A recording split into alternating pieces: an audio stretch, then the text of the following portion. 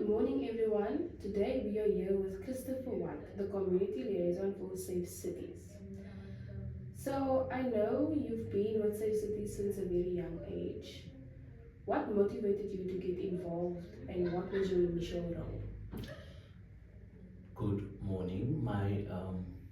What motivated me to become part of Safe Cities was in a very early age they had this drug awareness team that they created and put together to help people that was on that were using drugs in the community. And when that program started, I was then asked to become the secretary of that committee that was driving that program at that time. So then, how did all of that, like your early development with Safe Cities, how did that shape your understanding of community engagement and then social responsibility? As a secretary having to attend different meetings, the awareness of how drugs in our community was destroying people became a burden to me to see how I want to help. Also, that I had family members was on drugs too. So that is when I really saw my commitment to the community and wanting to help my community, especially with the drug abuse. So that really motivated me and it kept me motivated until now. So I know that through Safe Cities, you've earned your education degree and later an honors degree in education. So then what pursued you or what inspired you to pursue a career in education?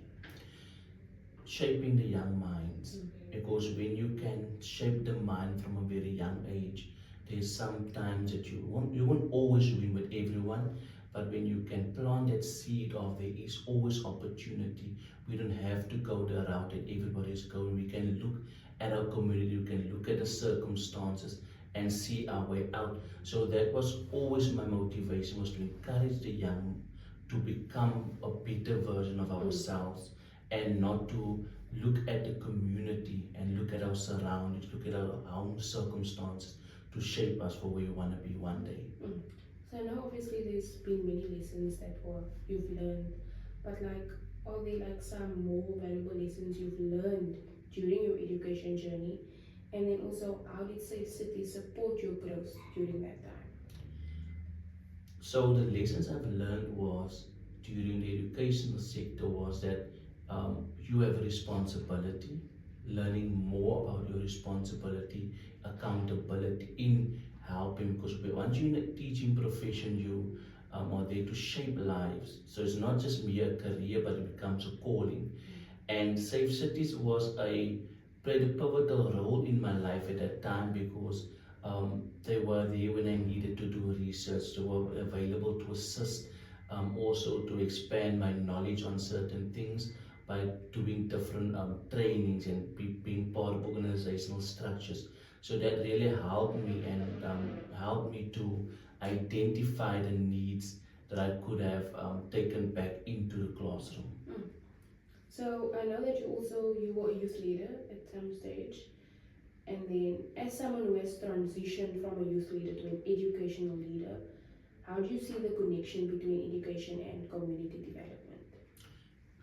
Community is the school is in the center of the community. So the community is the school. So that is how I made a connection that the children go back into the community. They come from the community. So if I win the child, I win the community, I win the parents, I win the household. So that is the key. So then what role do you think educators play in shaping the future of communities like Bishop Lavers, Elsie River, and obviously all the broader community areas? And how do you work toward that vision in your role? As teachers, educators, every school have a vision. So working with the vision of the school and being a committed vision to helper, it helps you to perfect what we go out there for. So for example, if the vision say to holistically educate the child, we're going to look at all aspects of a child. We're going to look at all aspects of the human race. So that is the very key pivotal role that is in there, and also that is should be the drive. And I believe that is a drive, especially when you work in communities like official believers else live, the impoverished, where gangsterism is on a high rate. You need to have a open mind and a willingness, because you can't be in these communities and have a better in you attitude, but you need to come down to ground level to experience what the people are experiencing. Mm. So obviously, I know there's plenty of young people that obviously wants to get involved with these type of things. What advice would you give to them, especially if they want to make a difference in their communities? Identify what your concerns are, because when once you've identified a concern and you see um, what vision you have for it, it will be able to come to fruition. But you need to identify the needs. It's the same like when you do business studies. It's that there should be a need for what you want to produce. And sometimes it takes too long because you want to see where and what we can start.